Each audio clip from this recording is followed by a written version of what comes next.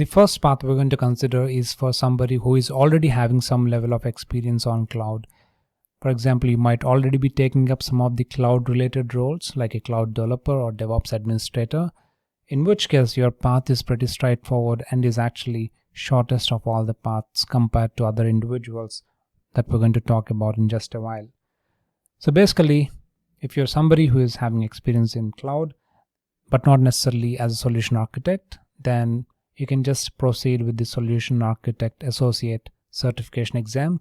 Clear it. It doesn't matter whether you score well or not, as long as you pass. That's okay. It would open up a lot of opportunities for you in the job market. And after that, once you get into the job, gain experience and then go with the professional certification or AWS Solution Architect Professional Certification. Now, some people might actually do the professional certification before getting into a job.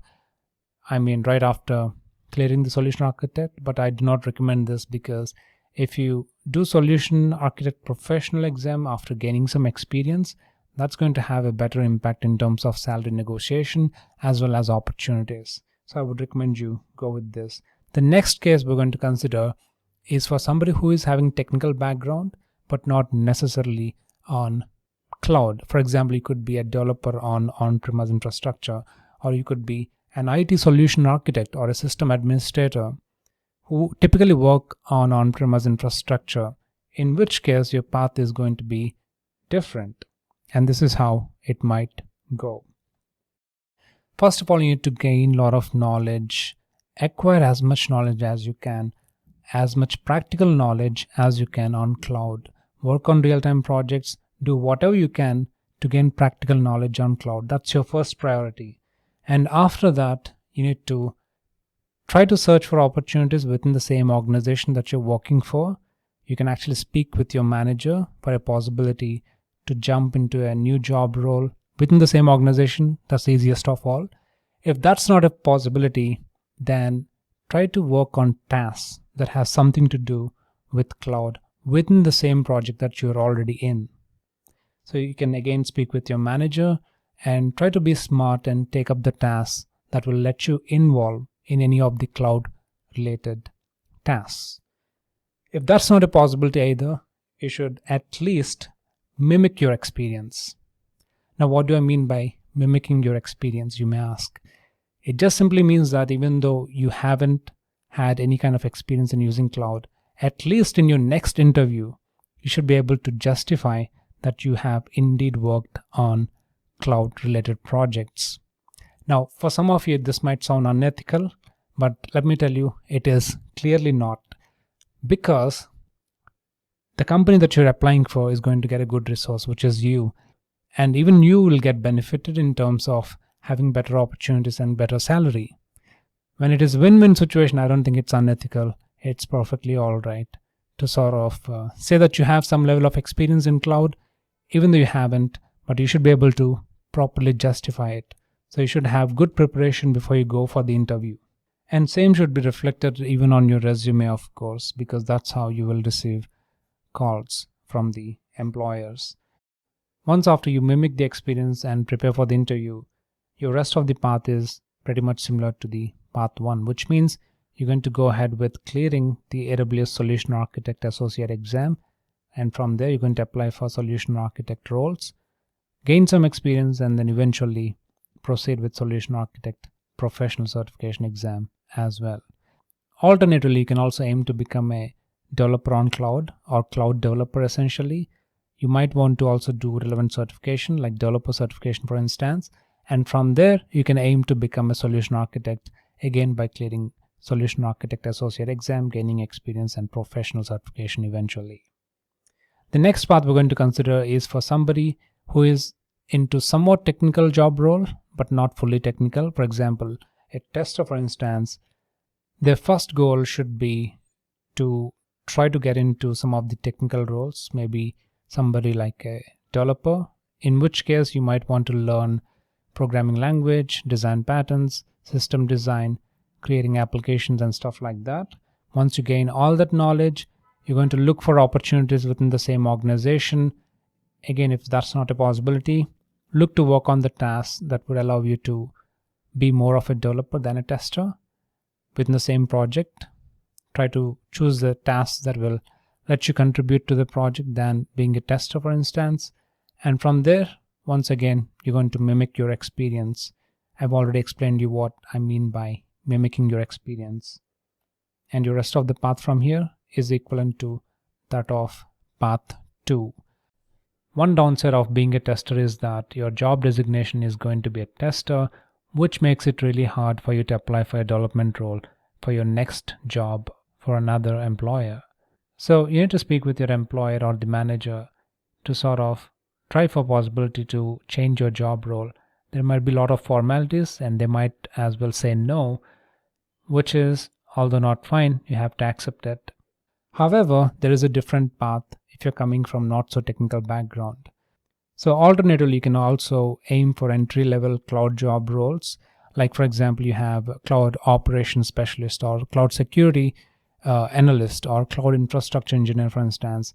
These are entry-level cloud roles. You can aim for that depending on your past work experience. For example, if you're a tester and you have worked on a lot of security-related issues, then maybe you can aim to become a security analyst on cloud. And from there, you would try to acquire the certification that is related to your current job role. Whatever the entry-level job role that you've been working on, you would try to do the certification that is relevant to it. I've already guided you about the AWS certifications we have. And once you do that, you're going to mimic your experience, and from there, your path is similar to that of path 1, which means clear Solution Architect Associate exam, gain experience, professional certification. The next path we're going to consider is for somebody who is coming from non-technical background, like a sales and marketing guys, for instance. For them, things are going to be pretty rough. The road ahead to become a solution architect is going to be rough because they're not from technical background. So more than anything, the first thing that they should focus on is the mindset shift. I've seen a lot of people coming from non-technical background. They get scared with the thought of becoming a solution architect or taking up any kind of technical roles.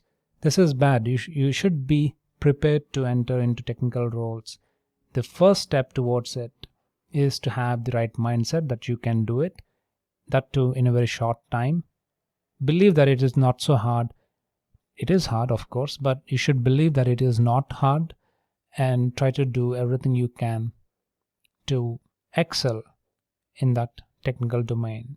So you need to come from that mindset of I cannot do it to I can do it, and that's how things will start. After that, obviously, you're going to aim for some of the entry-level job roles, and from there, once again, you're going to do some form of certification that is relevant to your current job role, and from there, your path is going to be like path 1.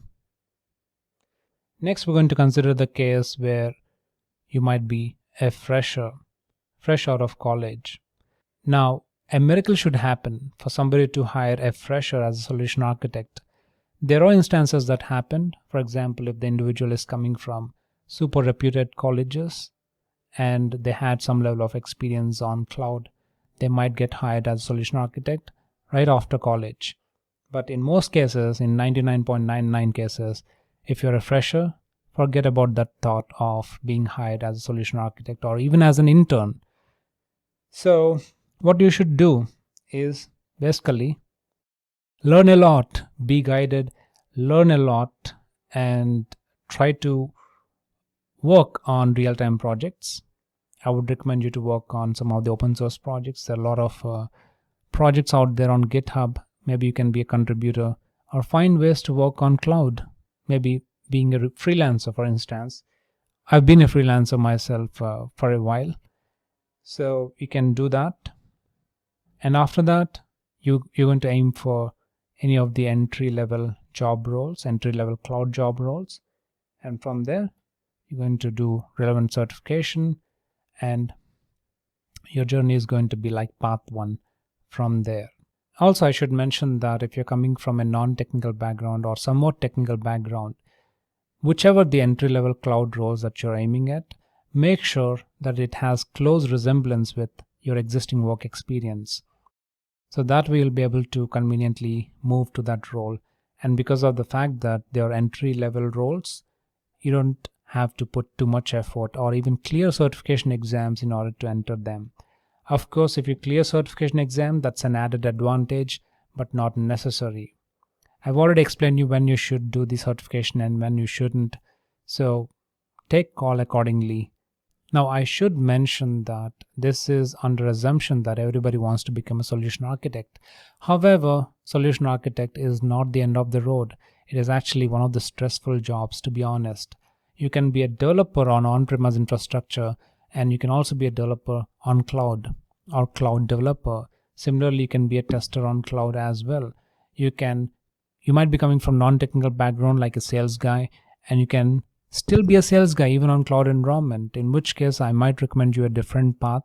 Maybe you want to go with the practitioner exam if you still want to be a sales guy. However, if you're coming from non-technical background and want to get into a technical role, then forget about practitioner exam, focus more on technical certifications.